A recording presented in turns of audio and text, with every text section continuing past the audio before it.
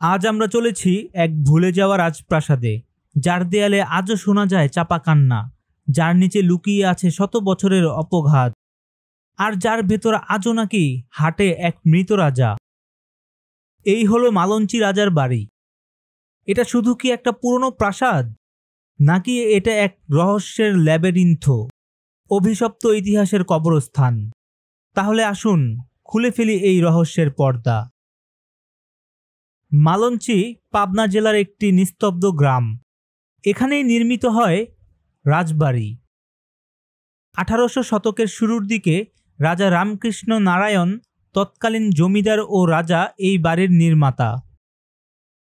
3 তলা এই প্রাসাদে ছিল 64টি কক্ষ, একটি গোপন আন্ডারগ্রাউন্ড সুড়ঙ্গ ও বিশাল আয়নাঘর, যেখানে বলা হয় আয়নার সামনে রাজা নাকি ভবিষ্যৎ দেখতে পারতেন।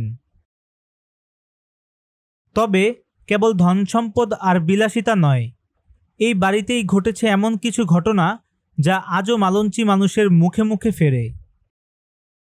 রাজা রামকৃষ্ণ ছিলেন একাধারে দয়ালু, আবার অদ্ভুত রকম কুসংস্কারাচ্ছন্ন।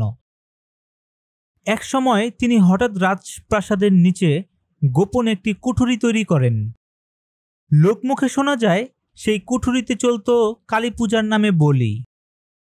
কিন্তু এক রাতে তার প্রিয় রানী মৃণালিনী নিখোঁজ হন। কেউ বলে রাজার রাগে রানীকে সেই কুঠুরিতে বলি দেওয়া হয়, কেউ বলে আয়নার ঘরের নিজেকে দেখে পাগল হয়ে গিয়েছিলেন রানী। এরপর থেকেই শুরু হয় অদ্ভুত সব ঘটনা। রাতের বেলা রাজবাড়ির দেয়াল থেকে ভেসে আসে নারীর কান্না।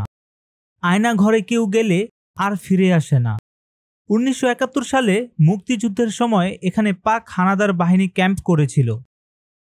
তারা বলেছিল ঘরের ভেতর রাতে হঠাৎ আগুন জ্বলে ওঠে, অথচ বাইরে আগুনের চিহ্ন নেই। 2003 সালে একদল ইতিহাসবিদ খোঁজ করতে গিয়ে খুঁজে পান মাটির নিচে একটি কাঠের বাক্স, যার ভেতরে ছিল রক্তমাখা শাড়ি ও পুরনো কঙ্কাল। বাড়ির ঠিক পেছনে একটি বটগাছ আছে। সেখানে অনেকে যেয়ে কিছু দেখতে পান না, কিন্তু ফিরে আসেন মানসিক ভারসাম্য হারিয়ে।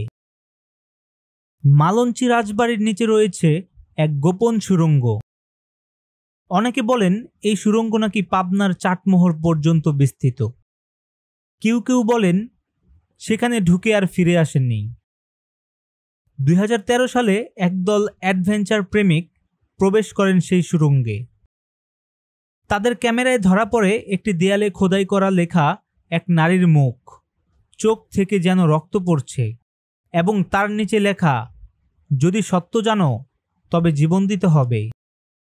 কেউ আজও সেই অর্থ বুঝতে পারেনি।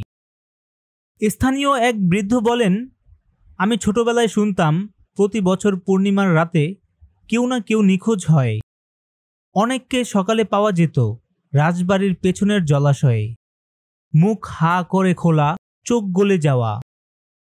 এক শিক্ষক বলেন, একদিন তিনি প্রজেক্টের জন্য ছবি তুলতে যান বাড়িতে।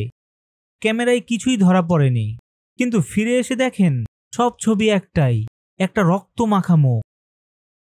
আজও মালঞ্চি রাজার বাড়ি দাঁড়িয়ে আছে নিস্তব্ধ, অথচ কথার থেকেও বেশি কিছু বলে। লোকজন দূর থেকে দেখে, কাছে যায় না। সরকারি রক্ষণাবেক্ষণের আওতায় আনতে চাইলেও এক অফিসার বলেন, আমরা চাইলেও ওটা ঘিরে রাখি, কিন্তু ও ঘিরে রাখে আমাদের। আপনি কি যাবেন মালঞ্চি রাজার বাড়ি? আপনি কি সাহসী? তবে মনে রাখবেন, যে আয়নায় নিজেকে দেখে সে আর নিজের ছায়া খুঁজে পায় না। এরকম ভৌতিক, ঐতিহাসিক ও রহস্যময় কাহিনীর জন্য চ্যানেলটি সাবস্ক্রাইব করুন। আর হ্যাঁ, মনে রাখবেন, রহস্য কখনো মরে না, শুধু অপেক্ষা করে আপনার মতো সাহসীদের জন্য।